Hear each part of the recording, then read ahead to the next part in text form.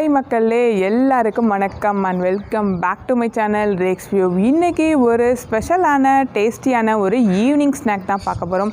இந்த ஸ்நாக் வந்து நம்ம கிட்ஸ்லேருந்து எல்லாருக்குமே ரொம்பவே பிடிச்ச ஒரு ரெசிபி தான். இது நம்ம ரோட்டு கடை காளானோட ரெசிபி தான் நாம் இன்றைக்கி பார்க்க போகிறோம். இது டேஸ்ட் மட்டும் இல்லை, ரொம்ப ஒரு ஆன்டிஆக்சிடென்ட் நிறைஞ்ச ஒரு காளான் தான் இது. அதனால் நம்ம வீட்லேயே செஞ்சு கொடுக்கும்போது ஹெல்த்தியாக கொடுத்த ஃபீல் நம்மளுக்கும் இருக்கும். இப்போ நம்ம எப்படி பண்ணலாம் பார்க்கலாம், வீடியோக்குள்ளே போயிடலாம். ரோட் சைட் காளானுக்கு நம்ம வெஜிடபிள்ஸ் வந்து மூணு இன்க்ரீடியன்ட்ஸ் தான் யூஸ் பண்ண போகிறோம். இதில் வந்து ஃபஸ்ட்டு வந்து நம்ம ஆனியன் தான் எடுத்திருக்கேன். இந்த ஆனியனை வந்து நம்ம ரொம்ப ஃபைனாலாம் சாப் பண்ண வேண்டாம், ஓரளவு பெருசாக இருந்தாலும் பரவாயில்ல. நெக்ஸ்ட்டு கேபேஜ் தான். கேபேஜ் மட்டும் நல்லா ஃபைனாக சாப் பண்ணிக்கோங்க. ஸோ நம்ம நல்லா ஃபைனாக சாப் பண்ண அப்புறம் இதில் வந்து கேபேஜ் ஆட் பண்ண ஒரு இதே நம்மளுக்கு இருக்காது. இதை மட்டும் நல்லா ஃபைனாக சாப் பண்ணிக்கலாம். அடுத்தது வந்து நம்ம காளான் தான். இந்த காளான் நல்லா வாஷ் பண்ணிவிட்டு நல்லா க்ளீன் பண்ணிவிட்டு இதையும் நம்ம ஸ்லைஸ் பண்ணிடலாம். இதையும் ரொம்ப ஃபைனலாக பண்ண வேண்டாம். ஒரு காளானையும் வந்துட்டு 2-3 ஸ்லைஸ் பண்ணால் போதும், கொஞ்சம் பெருசாகவே இருக்கட்டும். காளானோட அளவு மட்டும் கொஞ்சம் கூட இருக்கிற மாதிரி பார்த்துக்கோங்க. கேபேஜும் ஆனியனும் ஒரு சேம் குவான்டிட்டியில் இருக்கட்டும். So chilli powder, coriander powder, அப்புறம் ஜிஞ்சர் கார்லிக் பேஸ்ட் ஒரு ஸ்பூன் ஆட் பண்ணிக்கோங்க. அப்புறம் மஞ்சத்தூள் 1/2 ஸ்பூன். சால்ட் வந்து தேவைக்கேற்ப ஆட் பண்ணிக்கோங்க.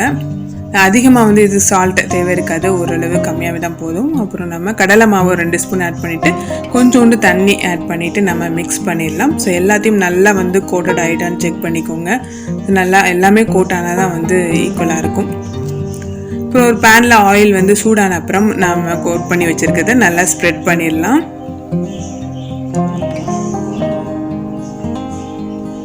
ரொம்ப வந்து கிறிஸ்பியாக வந்து நம்ம பண்ணணுங்கிறது இல்லை, லைட்டாக கிறிஸ்பியாக இருக்கிற ஸ்டேஜ்லேயே நம்ம எடுத்துக்கலாம். ரொம்ப கிறிஸ்பியாக ஆகிட்டோம் அப்படின்னா ஹார்ட் ஆயிரும். அடுத்தது நம்ம பானி தான் எடுக்க போகிறோம். ஸோ இந்த பானிக்கு நம்ம தேவை வந்து என்னென்னா, first chilli powder, coriander powder, இதில் கரம் மசாலா ஆட் பண்ணிவிட்டு 2 ஸ்பூன் வந்து கார்ன்ஃப்ளவர் ஆட் பண்ணிக்கோங்க. லைட்டாக சால்ட் வேணால் ஆட் பண்ணிக்கோங்க. நல்லா மிக்ஸ் பண்ணிவிட்டு கொரியாண்டர் லீவ் ஸ்ப்ரெட் பண்ணிவிட்டு நல்லா வந்து கொதிக்க வச்சிடலாம்.